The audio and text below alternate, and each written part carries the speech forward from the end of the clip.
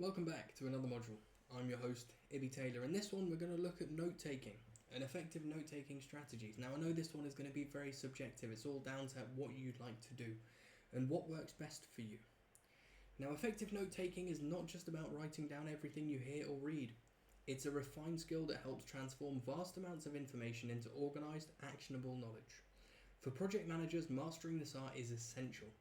Notes serve as a backbone for decision-making, communication, and future reference. Whether it's during stakeholder meetings, studying for a certification, or tracking the progress of a complex project workflow, capturing information efficiently helps drive outcomes with clarity and precision. This is something that I do all the time. Now, my notes are a little bit different. I kind of just write down key things, key points. They don't really mean anything to anyone other than myself. But that's what works for me. I'm just constantly writing things down because I can go back afterwards, take a look down the page and go, oh yes, this relates to this relates to this, I remember this, I need to do this. It's all about what works for you. So understanding the why behind note-taking brings focus to the act itself. Now the principles here will lay the foundation for all effective note-taking techniques. Active listening and engagement. Listening doesn't mean passively absorbing information. It means identifying the key takeaways and summarising them in real time, which is very similar to what I do. I'll take those key points, I'll just note them down. During a project kickoff, instead of writing verbatim, focus on objectives, deadlines, key risks discussed, the key points, the things that you need to realise, things that you need to do, things that you need to remember. Selective attention. Prioritise capturing what's relevant rather than everything discussed. Filter information through a purpose-orientated lens. Remember what you're there to do. Remember your task. While reviewing PMP study book, underline actions tied to project phases like initiating, rather than lengthy anecdotes. Look for the key points of information.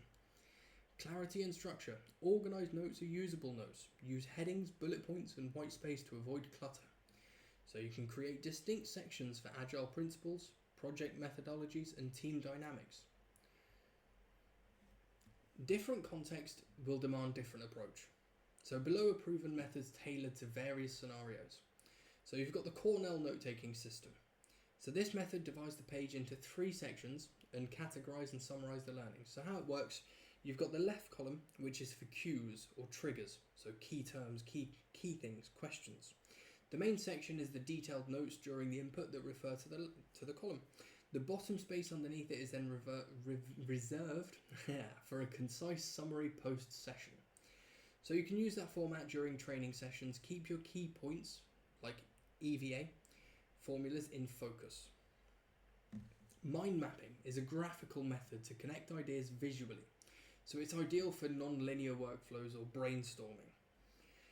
So you start with a central topic, which is your main focus, and then branch out ideas. We've all used kind of mind maps and, clouds with lines coming off that we did in school, similar things to that.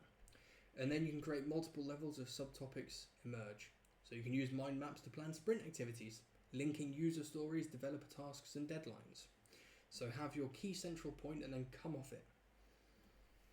Now the outline method is a hierarchical approach where key topics, subtopics, and details align in an indented list. So you can use Roman numerals for main topics, letters for subtopics, and numbers for supporting details. You can break down a project into initiating, planning, etc. Digital audio and voice to text. This is one that's becoming increasingly popular. So you can record lectures or meetings, then convert speech into text for further editing. So during a brainstorming workshop, you can use Otto.ai to record and create transcripts for actionable steps. Take it back afterwards, read it back through, pick out the key points, highlight things, underline things. And then charting and tabular notes. So tables allow for comparisons across categories, especially useful for data-heavy topics. So for example, you could create competing resource costs or project management software functionality across different rows or columns to keep them segregated. Now, organising your notes for efficiency. So organised notes ensure that no time is wasted when you're retrieving them later and going through the information. You can use digital tools to sync your notes. Applications such as Notion, OneNote, and Google allow categorization, tagging, and searchable archives. You can sync project notes across devices to ensure you have access during travel.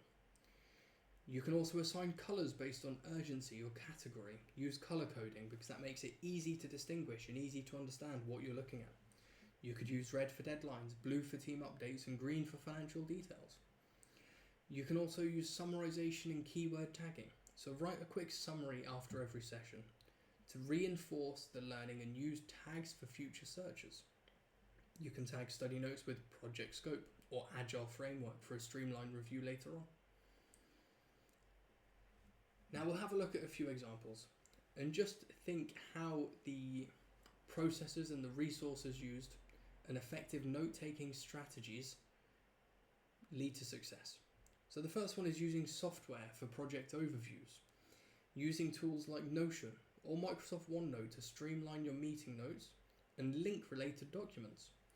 Technological capability is something that's evolving so fast, and for project management it is invaluable.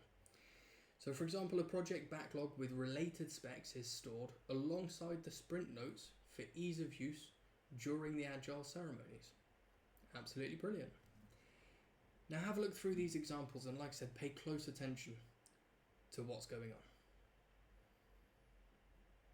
Because once you get to the end of them, you will get to the summary tables.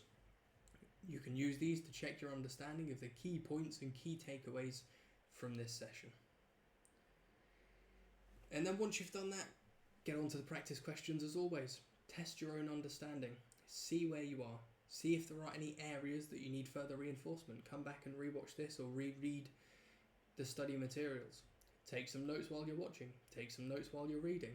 Put this into practice and you'll see very quickly how far you will move forward in this section.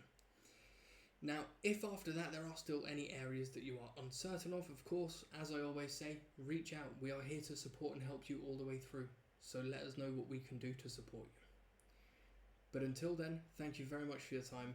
I've been your host, Ibby Taylor, and I'll see you in the next one. Thank you.